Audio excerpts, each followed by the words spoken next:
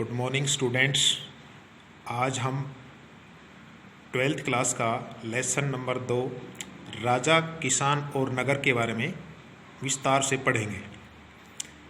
हड़प्पा सभ्यता के 1500 वर्षों के लंबे अंतराल में महाद्वीप के विभिन्न भागों में कई प्रकार के विकास हुए। उन विकासों में उत्तर भारत, दक्कन पठार और कर्नाटक जैसे कई उप महाद्वीपों में कई कृषक बस्तियां अस्तित्व में आई। 6ठी शताब्दी में परिवर्तन के अनेक परिमाण मिलते हैं। ये सभी प्रमाण विभिन्न जो हमारे इतिहासकार हैं उन्होंने अपने आकलन के आधार पर सिक्कों का अध्ययन, अभिलेखों का और ग्रंथों का अध्ययन करके और विस्तार से उनका वर्णन किया। इसी में से प्रिंसेप और पियदसी जो भारतीय अभिलेख विज्ञान है, उसने 1830 के दशक में एक उल्लेखनीय प्रगति की, जब ईस्ट इंडिया कंपनी के अधिकारी जेम्स प्रिंसेप ने ब्रह्मी और खरोष्टी लिपि को पढ़ा तो उसने प्राचीन समय के जो भारत और यूरोपीय संस्कृति के दौरान जितने भी इतिहासकार आए, उन्होंने अपने अपने अभिलेखों में इनके बारे में विस्तार से लिखा। प्रिंसेप ने देखा कि सिक्कों पर के जो अभिलेख थे उन पर पियदसी यानी कि मनोहर मुखार्ती वाले राजा का नाम लिखा हुआ था। कुछ पर राजा अशोक जो प्राचीन समय के पूरे विश्व में प्रसिद्ध सम्राट थे। बौद्ध ग्रंथों के अनुसार अशोक प्रसिद्ध शासक था। भारतीय और यूरोपीय विद्वानों ने उपमहाद्वीपों पर शासन करने वाले सभी राजवंशों के बारे में विस्तार से लिखा है।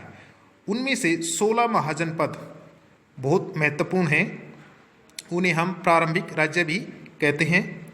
बौद्ध जैन ग्रंथों में महाजनपदों के नाम से ही 16 राज्यों का उल्लेख मिलता है।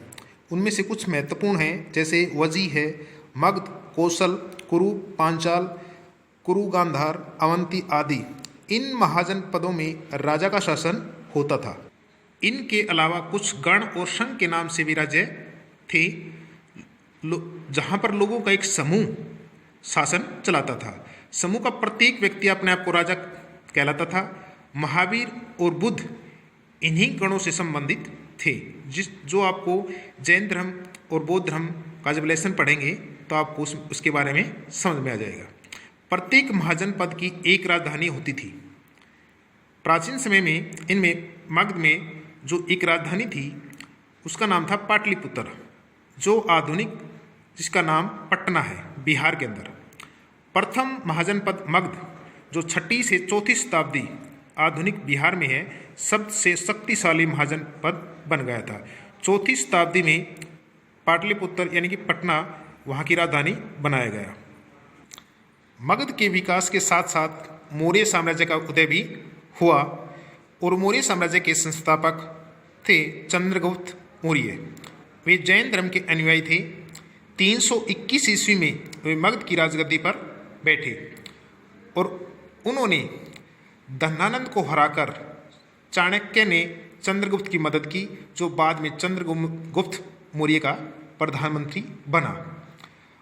उसके बाद चंद्रगुप्त ने अपना अंतिम समय कर्नाटक के श्रवणबेलगोला नामक स्थान पर बिताया। वे 305 ईस्वी में उन्होंने सेल्यूकेटर को भी हराया। चंद्रगुप्त मौर्य ने जैनी गुरु भद्रबाहु से जैन धर्म की दीक्षा ली और उन्हीं के शासनकाल में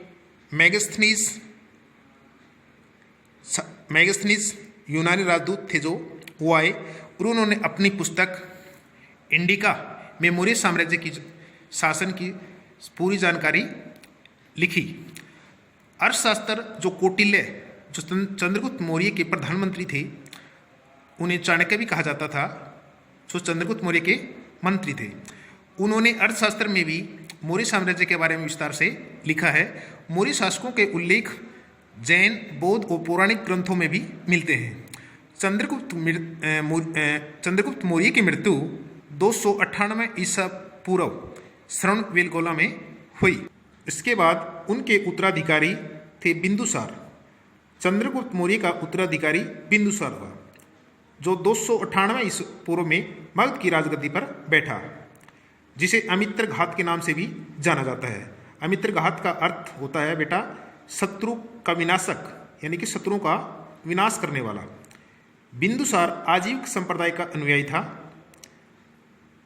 बौद्ध विद्वान जो तारनाथ थे, उन्होंने बिंदुसार को यह बताया कि बिंदुसार ने भी 16 राज्यों को विजेता, यानी कि 16 राज्यों को उन्होंने विजय किया था। इसके बाद इनमें बिंदुसार के उत्तराधिकारी थे अशोक। अशोक 269 ईसा पूर्व में मगध की राजगद्दी पर बैठे और मगध की राजगद्दी पर बैठने के समय अशोक अवंती का राज्यपाल था। अवंती जो प्रांत एक रियासत थी, उसके राज्यपाल थे। मास्की और गुर्जरा अभिलेख में अशोक का नाम मिलता है। पुराणों में अशोक को अशोक वर्धन कहा गया है। और अशोक ने अपने अभिषेक के 8वें वर्ष लगभग 261 ईसा पूर्व में कलिंग पर आक्रमण किया और कलिंग की राजधानी तोसाली पर अधिकार कर लिया।